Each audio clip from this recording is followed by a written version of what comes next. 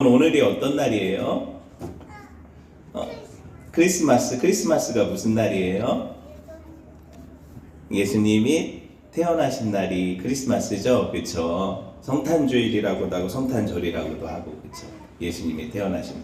그러면 자, 대답한 김에 대답을 해보세요. 여러분, 예수님이 왜 이 땅에 오셨어요? 왜 예수님이 이 땅에 오셨어요? 몰라. 이거 모르면 안 되는데. 그래, 진아 대답해봐요. 사람들의 죄를 씻기 위해서. 와, 주일학교가 더 나은 것 같은데요. 네, 그렇죠. 예수님이 오신 이유가 있죠. 아까 우리가 찬양했듯이 그가 오신 이유가 우리의 죄를 사하시기 위해서, 대신 지시기 위해서 오셨다라고 우리가 찬양을 했는데요. 그러면 우리 입장에서는 예수님이 오신 날이 어때요? 엄청나게 감사하고 기쁘고 은혜스럽고 감격스러운 날이 맞죠. 근데 여러분이 예수님의 아버지, 예수님의 어머니라고 생각을 해보세요. 그러면은 생판남도 아니지. 나를 거역하고 죄 지은 사람들을 위해서, 그 사람들을 위해서 내 아들을 내어주는 부모님의 심정은 어떨까요? 그 부모님도 기쁜 날일까요? 그 부모님에게도 오늘이 복되고 즐거운 날일까요? 그렇지 않죠. 네. 성탄은 어떻게 보면 우리에게는 큰 기쁨의 좋은 소식일 수 있지만 하나님 편에서 보면 가장 슬픈 소식일 수도 있다는 거예요. 그렇죠? 네. 이걸 한번 생각을 해봤으면 좋겠어요. 오늘 말씀을 한번 읽어봅시다.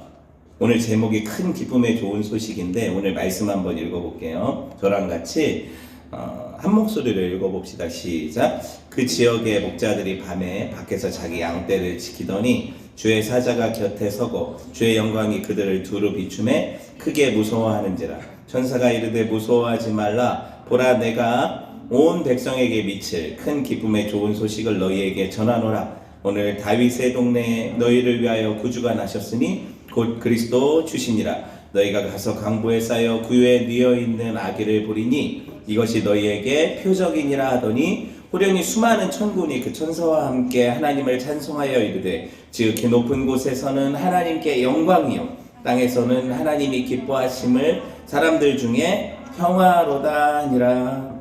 아멘. 여러분, 식상한 얘기 같지만 복음을 영어로 뭐라고 해요? 굿뉴스라고 하죠. 물론 가스펠이라고도 하지만 굿뉴스라고 하잖아요. 굿뉴스의 뜻이 뭐예요? 좋은 소식이라는 거죠. 여러분, 요새 TV 뉴스를 틀어보면 좋은 소식이 있어요? 틀기 싫잖아요. 보기 싫잖아요. 듣기 싫잖아요. 그죠? 뭐 나라가 어떻다, 대통령이 어떻다, 뭐 계엄이 어떻다, 쿠팡 사태로 인해서 뭐 수많은 사람들이 피해를 봤다, 청문회가 어떻다, 누가 뭐 불이 나서 죽었다, 뭐 어디 살인 사건이 일어났다. 좋은 소식 없는 세상에 여러분, 우리가 가끔 가다가 그냥 나라에서 우리한테 이렇게 정부에서 주는 돈을 뭐라고 하죠? 그래서 한 사람당 얼마씩 돈 나오는데 그럼 잠깐 기뻤다 생각해 보면 그게 어차피 내 주머니에서 나가는 거니까, 네, 조삼모사니까 또 그게 또 큰 기쁨이 안 되고 막 이런 일로 우리가 이런 것들이 우리에게 기쁨을 줄 수 있나 싶고 그렇잖아요. 세상에 많은 사람들이 살아가는 이유가 어떻게 보면은 뭐예요? 행복하려고 산단 말이죠. 즉 물어보면 왜 삽니까? 그러면은 나는 이 땅에서 행복을 누리고 이 땅에서 어떤 내 삶의 가치를 찾아 삽니다. 이런 게 대부분의 대답이거든요. 근데 가장 가치 있고 가장 행복한 삶이 뭘까? 엄청나게 고민을 해서 수많은 사람들이 이거다 저거다 답도 내고 책도 내고 이야기하죠. 여러분 한번 생각해 보셨어요? 내 삶의 이유가 뭔지? 내 삶의 기쁨이 뭘지? 여러분 한번 생각을 해 보셨어요? 그렇게 살잖아요, 우리가 생각을 하면서. 근데 다른 사람들 안에서 또 내 안에서 이 답이 나올 수가 없어요. 왜 그런지 아세요? 이 답을 가지고 계신 분이 유일하게 하나님이시기 때문에 그래요. 우리는 지음받은 사람들이죠. 지음받은 사람들이잖아요. 그러니까 내가 스스로 존재하지 않잖아요. 나의 메이커가 계시죠. 그렇다면 여러분이 어떤 것들을 만들 때에는 그 만드는 것에 대한 쓰임이 있다는 거예요. 마이크는 왜 만드는 거예요?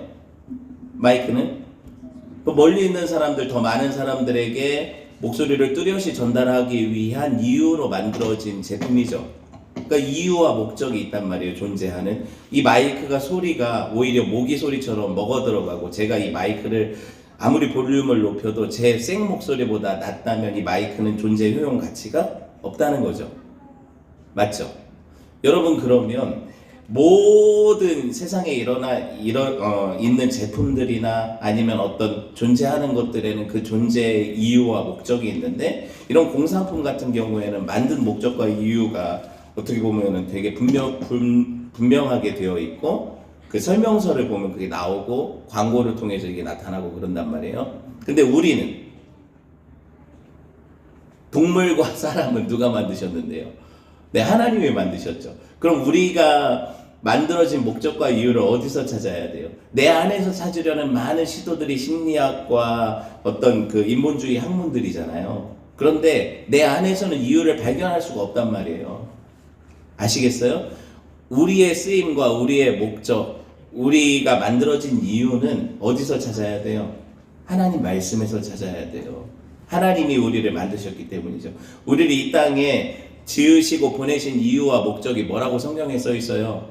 하나님 영광을 위해서라고 써 있잖아요. 그분의 이름을 찬송하기 위해서라고 써 있잖아요. 그런데 문제는 뭐였어요? 우리가 지음받은 그 이유와 목적대로 살았다면 문제가 없겠죠. 그런데 우리는 지음받은 이유와 목적대로 살지를 못했죠. 그러니까 우리는 존재 가치가 없는 거란 말이에요.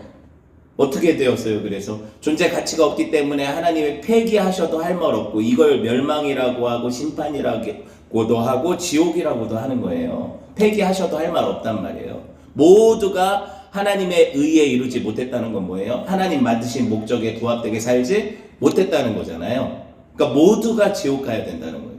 그런데 하나님께서 우리를 불쌍히 여겨주셔서 우리의 범죄함으로 인해 마땅히 받아야 될 그 심판과 형벌을 면하게 하시기 위해서 하나님이 길을 내셨단 말이에요. 그게 누구예요? 예수 그리스도잖아요. 그래서 그 얘기 들어봤냐고요? 그 얘기 들어보셨냐고요? 우리를 위해 오늘날 베들레헴의 구주가 나셨대요. 여러분, 이 이야기가 왜 우리에게 큰 기쁨의 좋은 소식인지 아세요? 주식이 좀 올랐다, 내가 가진 적금이 만기가 돼가지고 보니까 이자가 엄청 붙었더라, 이런 것보다 왜 훨씬 더 기쁜 소식인지 아냐고요? 가장 근원적인 우리 문제들, 내가 해결할 수 없는 것들, 억만금을 줘도 풀리지 않는 문제들을 해결하시기 위해서 하나님이 이 답을 주셨기 때문에 그래요. 그쵸? 그럼 오늘이 왜 우리에게 기쁜 날입니까? 창세전에.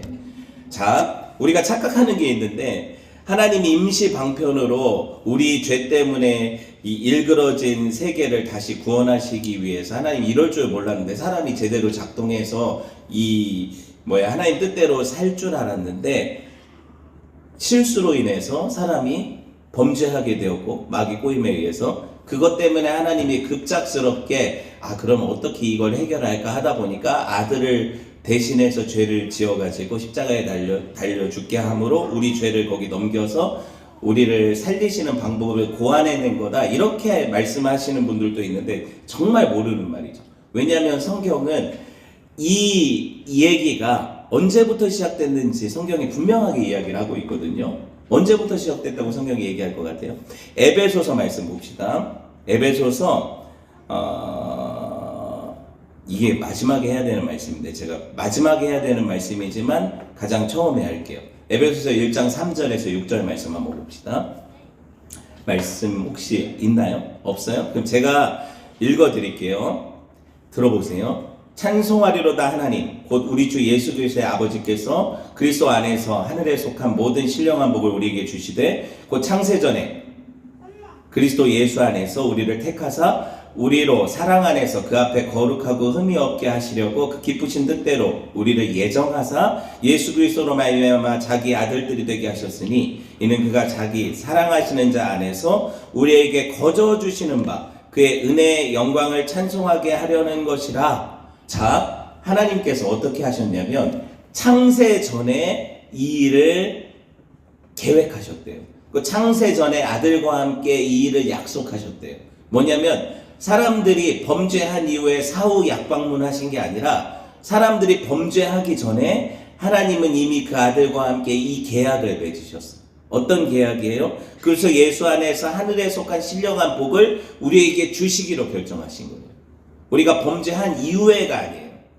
성경은 분명하게 이 이야기를 하고 있죠. 이걸 창세전 언약이라고 해요. 그러니까 성경의 모든 언약의 근본 뿌리는, 여러분 법이 어디서 나와요? 제일 근원되는 법을 우리나라에서 뭐라고 불러요? 헌법이 있죠. 헌법에 의해서 다른 법들이 그 헌법에 의해서 나오잖아요. 맞죠? 마찬가지로 여러분 하나님의 모든 언약의 기초가 되는 언약이 이 창세전 언약이에요. 에베소서에 기록된 이 창세전 언약이에요. 그러니까 세상을 만드시기 전 언약이란 얘기예요. 창세전이니까. 베레시트 바라 엘로힘 하기 전에, 태초에 하나님 천지를 창조하셨다 하기 전에 하나님이 먼저 아들과 함께 이 언약을 맺으셨고, 이게 성문화되어서 어떻게 보면 우리에게 에베소서를 통해 보여지는 거거든요. 이게 헌법이에요. 이게 언약의 시초예요. 그러니까 하나님은 우리가 범죄하기도 전에 어떤 계획을 갖기를 원하셨어요? 아들을 통해 우리를 구속하시고 아들을 통해 우리를 회복시키셔서, 원래 우리 본래 목적이 뭐라고 했어요? 하나님을 찬송하기 위한, 그분의 영광을 위한 삶으로 하나님이 돌이키시려고 이미 계획하셨대. 그래서 보세요. 이는 그가 사랑하는 자 안에서 우리에게 거저 주시는 바 그 은혜의 영광을 찬송하게 하시기 위함이라 라고 써있잖아요, 성경에. 아시겠죠? 아담과 하와는 어떻게 보면은 역사 가운데 범죄하지만 하나님은 그 모든 것들을 통하여 합력하여 선을 이루실 계획을 가지셨단 말이에요. 그러면 이 언약이 너무 쉽게 이해가 되죠. 하나님은 우리를 구원하시기 위한 목적을 이미 가지고 계셨는데 그 이후에 아담이 범죄한 거예요. 그게 뭐예요? 선악과 사건인 거예요. 그게 그 선악과 사건의 의미는 제가 설명드렸죠. 자기가 누구처럼 되려는 거예요? 피조물이 하나님처럼 되려는 반란이었던 거죠. 맞죠? 그런데 하나님이, 자 보세요. 창세기 3장 15절에서 태초의 언약을 주셨어요. 그게 뭐예요? 여자의 후손과 뱀의 후손 사이에, 괜찮아요? 여자의 후손과 뱀의 후손 사이에 전쟁에 대한 이야기고, 결국에 누가 승리할 거다? 여자의 후손이 뱀의 머리를 상하게 할 거다. 그쵸? 그래서 너는 내 편이다. 이렇게 범죄한 아담과 하와를 끌어들이신 언약이 뭐예요? 이 창세기 3장 15절의 언약이에요. 그러니까 보세요. 첫 번째 언약은 뭐라고 했어요? 에베소서의 그 창세전 언약이라고 했죠. 두 번째 언약은 뭐예요? 범죄한 이후에 세워진 언약이라고 했죠. 그런데 범죄한 이후에 이 언약이 첫 번째 언약이라면 하나님은 우리가 범죄할 것을 모르는 상태에서 범죄한 이후에 하나님이 이 일을 해결하려고 문제를 그 어떤 언약을 주신 거지만 그게 아니라는 거예요. 하나님이 전제하시다는 이유예요. 그게 다 알고 계셨지만 하나님은 그런 인간들의 반역까지도 예상하셨으면서도 자유의지를 통해서 그렇게 하게 두신 거죠. 그리고 인간들이 깨달아 알기를 원했던 거예요. 창조주의 마음, 아버지 마음을. 어떻게? 아들을 주시면서까지 우리를 사랑하시기로 결정하셨던 그 마음을 알기를 원하셨던 거예요. 보세요. 그래서 아브라함 언약이 그 다음에 나오죠. 모든 믿음의 조상에게 주신 약속이 뭐예요? 네 아들이 대적의 성문을 취하리라 그랬고 하늘의 별을 세봐라, 바다의 모래를 셀 수 있나 봐라, 네 자손을 이와 같이 하겠다 하실 때 아브라함이 이 언약을 통해서 알게 된 바는 뭐예요? 하나님은 죽은 자를 살리시는 분이시고, 왜? 이삭을 자기에게 다시 주셨잖아요. 부활의 하나님이시고 능력의 하나님이시고 모든 약속의 하나님이시라는 걸 아브라함이 알았어요. 그리고 아브라함의 후손들이 쭉쭉쭉 나오는데, 그래서 언약들이 계속 이어지죠. 그러다가 유다에게 주신 언약이 뭐예요? 통치자의 홀이 너를 떠나지 않을 것이다. 너는 사자와 같다. 그래서 유다를 통해 누가 오신다? 하나님의 통치자가 오실 거라는 언약이 또 주어지죠. 다 언약이죠. 그러고 나서 어떤 언약이 주어져요? 실제로 이제 이 일이 이루어진 게 룻기에 나타나잖아요. 어떻게? 룻과 보아스의 결혼을 통해서 누가 나요? 그 덮으심의 은혜로 누가 나요?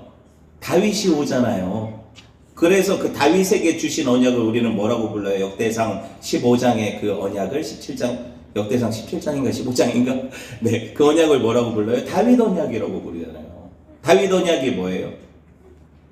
이 나라를 네 자손에게서 영구히 빼앗지 않고 견고히 하시겠다는 약속이죠. 그런데 보세요. 제가 전에도 설명드렸지만 유다가 망했죠. 기억나요? 기원전 722년에 아수르에 의해서 북이스라엘이 망하죠. 그리고 586년에 바벨론에 의해서 남유다가 망하죠. 그러면 남유다 왕조, 다윗 왕조가 어떻게 돼요? 표면적으로 보면 끊긴 것 같아 보이잖아요. 그런데 하나님의 약속은 다윗에게 뭐였어요? 네 자손에게서 왕위를 영원히 거두지 않을 거라는 영원한 약속이거든요. 영원한 왕좌에 대한 약속이거든요. 그럼 그 약속이 어떻게 이루어져요? 아브라함과 다윗의 자손 예수 그리스도의 세계를 통해서 이루어지는 거예요. 그럼 아브라함의 언약이 어떻게 이루어지는 거예요? 하나님께서 네 자손을 통해서 어떻게 하늘의 별같이 바다의 모래같이 믿는 자를 많게, 네 자손, 믿음의 자손들을 많게 하시겠다는 약속이 누구 안에서 이루어져요? 예수 그리스도 안에서 이루어지는 거예요. 그래서 예수 그리스도를 영접하는 자, 곧 그 이름을 믿는 자들에게는 하나님의 자녀가 되는 권세가 주어지죠. 여러분, 이걸 복음이라고 하는 거예요. 그러니까 오늘 예수님이 이 땅에 오신 이유는 뭐예요? 이 언약의 완성인 거예요. 이 언약의 완성인 거예요. 우리가 어떤 선물을 받은 거예요? 그냥 단순하게 뭐 내 죄를 위해서 예수님이 돌아가셨다. 물론 그게 어떻게 보면 언약의 핵심적인 부분이 맞지만 무엇보다도 중요한 게 뭐냐면 우리가 그 은혜로 자녀로 입양되었다는 거예요. 하나님의 은혜로 우리는 자녀되었다는 거예요. 그러니까 우리에게 기쁜 소식이 맞죠. 그런데 큰아들의 죽음을 통해서 입양된 무수한 작은 아들들이 여기 하나님을 찬양함이 마땅하지 않습니까? 그쵸? 그 은혜를 누리는 게 누구예요? 그 혜택을 누리는 게 예수님이에요, 우리예요? 우리잖아요. 그럼 그 혜택을 누리는 우리가 찬양함이 마땅하지 않습니까? 그쵸? 여러분, 제가 말씀을 정리를 하려고 해요. 5분 하려고 하는 거 지금 20분으로 늘리니까 쉽지 않잖아요. 그렇지만 여러분, 이 언약이 제 안에 흐르고 있기 때문에 언제라도 성경이 없어도 이 문서가 없어도 언제든지 설교할 수 있어요. 하나님께서 주신 약속은 내가 모태 우리 엄마 뱃속에서 조성되기도 전에 주신 약속. 다윗이 이걸 알았어요. 그래서 그 언약을 창세전 언약이라고 하는 거예요. 그리고 우리가 왜 죄를 짓기도 전에 하나님이 택하셨다는 말을 하시는지 아시겠어요? 그게 창세전 언약 때문에 그래요. 야곱과 에서가 뱃속에서 태중에서 싸우는데 하나님이 어떻게 말씀하셨어요? 두 민족이 네 뱃속에 있구나. 그런데 큰 자가 작은 자를 어떻게 하겠다? 섬길 것이다.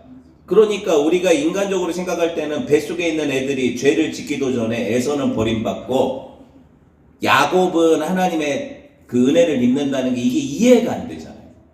사람이 어떻게 그래요? 사람이 만약에 이런 판결을 했다면 잘못됐다고 했을 거 아니에요. 그쵸? 그런데 여러분이 우리의 밑바닥과 기본을 몰라서 그래요. 우리 입장을 몰라서 그래요. 자, 보세요. 제가 쉽게 설명해 드릴게요. 모두가 범죄하여서 모두가 하나님의 의를 이룰 수 없기 때문에 모두가 죽은 자예요. 하나님의 심판 법정에 서면 다 뭐예요? 사형 선고 받은 사람들이라고요. 그런데 하나님의 그 중에 일부를 아시겠어요? 하나님의 주권이라고 하죠, 이걸. 그 중에 일부를 살려주시기로, 무죄 방면시켜 주시기로 작정하신 거예요. 창세전에 그렇게 생각하신 거예요. 그거를 나타내신 게 예수 그리스도를 믿는 믿음을 통해서 구원하시는 약속인 거죠. 그러면 그 일부 구원받은 사람들에게 이게 은혜가 되죠. 근데 나머지 그 혜택을 못 누리는 사람들은 뭐예요? 원망스럽겠지만 뭐예요? 자기 죄 때문이기 때문에 할 말이 없는 거예요. 우리도 다 죽어야 되는데 일부를 구원하셨다고 해서 이 구원받은 자들은 어떻게 해요? 그걸 내가 알 때 찬송할 수밖에 없죠. 내가 한 게 아니기 때문에. 순전히 내가 받은 은혜이기 때문에. 그런데 나머지는 할 말이 없죠. 왜냐하면 저 사람들도 죽을 사람들, 우리도 죽을 사람들인데 우리는 그 혜택을 못 누리는 것 뿐이잖아요. 성경이 이걸 보고 입을 막아버린다고 하시는 거예요. 모두가 죄로 인해 죽어야 되는데 몇몇 사람들을 구원하시는 게 하나님의 계획이래요. 그러니까 모든 사람을 위해서 죽으시는 건 하나님의 뜻이 아니에요. 그래서 성경이 어려운 거예요. 그리고 기독교가 배타적인 종교가 된 거예요. 하나님이 그렇게 말씀 안 하셨기 때문에. 너희 모두를 위해 아들을 주신다고 하신 게 아니라 오늘 보시면 자 보세요. 하늘에는 영광이요 땅에서는 뭐라고 해요? 기뻐하심을 입은 사람들 중에 평화라고 하죠. 그럼 보세요. 기뻐하심을 입지 않은 사람들에게는 이 샬롬이 하나님과 화평케 되는 언약이 이루어지지 않죠. 그들은 평안이 없어요. 왜 평안이 없을까요? 심판이 있기 때문이죠. 심판의 두려움 때문에 죽음이 무서운 거예요. 우리가 따지고 보면 뭐가 무서워서 이렇게 살아요? 죽음 때문이잖아요. 다 죽음의 증상들 때문에 그게 무서워서 이렇게 사는 거죠. 그런데 왜 성도들이 이 세상에서 다르게 살 수 있어요? 죽음이 해결됐거든요. 왜 이걸 안 믿는 거예요? 교회 다니면서 10년, 20년 설교 들었어도 난 죽음의 문제에서 해방되었다는 사실만 믿으면 삶이 바뀔 텐데 이걸 안 믿으니까 여전히 죽은 자처럼 사는 거죠. 근데 예수님 뭐라고 하세요? 어찌하여 산 자를 죽은 자 가운데서 찾느냐? 교회 와보니까 다 죽은 마른 뼈 같아요. 근데 하나님 뭐라고 부르세요? 생기가 돌아 일어나라 하시니까 큰 군대를 이루잖아요. 죽은 자 가운데에서 산 자를 찾는 건 하나님 기뻐하시는 일 아니죠. 우리는 산자라니까요. 산자라니까요. 네, 말씀을 맺겠습니다. 그래서 언약은 어떻게 해야 돼요? 그 아들을 통해서 우리에게 오늘 이루어졌다는 거예요. 그리고 그것이 우리에게 가장 큰 기쁨의 선물이고 그것 때문에 우리가 다시 하나님을 찬송할 수 있게 된 거죠. 이게 하나님 창세전 계획이었다고 얘기한 거예요. 제가 그 설명하려는 거예요. 그 은혜를 누리는 저와 여러분 되었으면 좋겠고 평생에 하나님 내가 하나님을 찬양하며 살겠습니다. 그런 은혜를 누리는 저와 여러분 되었으면 좋겠습니다. 네, 함께 하나님 말씀 들었으니까요.